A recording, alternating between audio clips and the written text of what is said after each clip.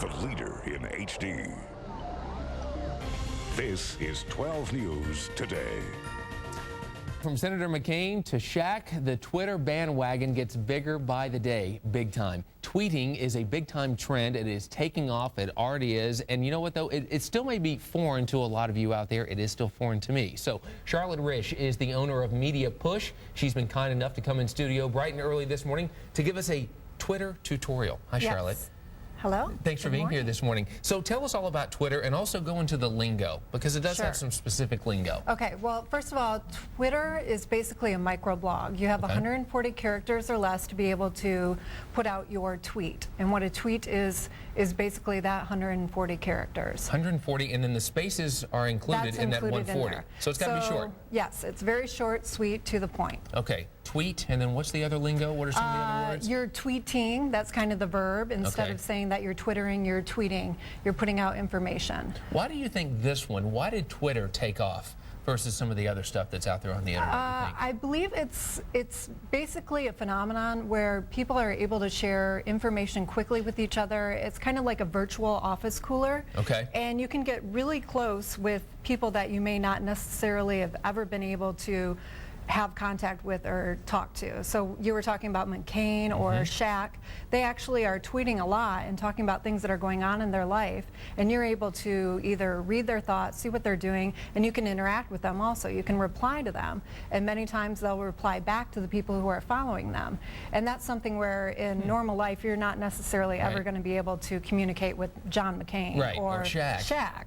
Shaq is off the charts in terms of sports figures out there. Is he about the #1 guy on Twitter? I would definitely say he's probably the #1 sports guy out there. Yeah, and Sarah was talking, our morning meteorologist, Sarah Walters. She has hundreds of people following her because they want to know the weather forecast. Exactly. And they like Sarah, too. Yeah, and it's kind of nice because you can follow her, you can get some weather information, and then she can also add some human aspects to what she does in her job. She could talk about how she's driving into work and she noticed that the sun was coming up and she knew that it was going to be a day that was going to be high for allergies, etc. And she can give a little bit of that extra information that she may not necessarily put into her weather reports, or she can add a little bit more after the weather report and say, you know, we're in the studio with Scott and he was blowing his nose the whole, sneezing. Yeah, that kind of stuff. And just saying, I feel for you allergy viewers, and check out my forecast later because I'll have more to share. I want to ask you a couple other specifics here. What's the difference between a private and a public tweet?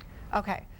Basically, most of the things that you're putting out there, the tweets are public. Okay. But if you want to interact with somebody through a direct message, that's a DM.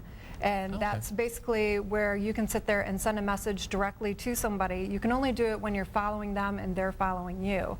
But then you can speak to them kind of off the public record and ask them maybe a special question or something like that and interact that way. If the question comes to you and people say, okay, Charlotte, what should I put on my profile? What do you tell them? Well, definitely you need to have some sort of information on your profile because that's how people find you.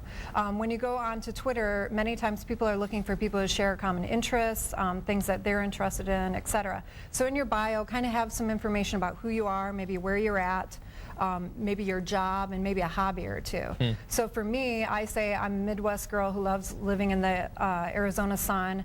I just got married, I'm going to have a baby, and I love sports and popcorn. Wow. So I'm talking about a lot of different information about me, but then that way when people are searching for me, they can say, you know, oh, I'm from the Midwest and I live in Arizona too. I'd love to hear a Midwesterner's perspective on things. By the way, congratulations on all that. That is terrific. Thanks for coming in. This was fantastic. Awesome. So we're going to have you back. You can like help people like me get up to date, get caught up with the more tweets out with of the young Tram. hipsters out there. Get some tweets on Tram? No, we need Tram to tweet more. Oh, okay. I can tweet about Tram too. I'll have some good stuff. There you go. There you go. Charlotte, thanks for being here. Yeah, no problem. By the way, folks, if you would like more information, just go to our website, log on to 12news.azcentral.com, and then click links to start tweeting. Tram, back over to you. And I can tweet right back about Scott.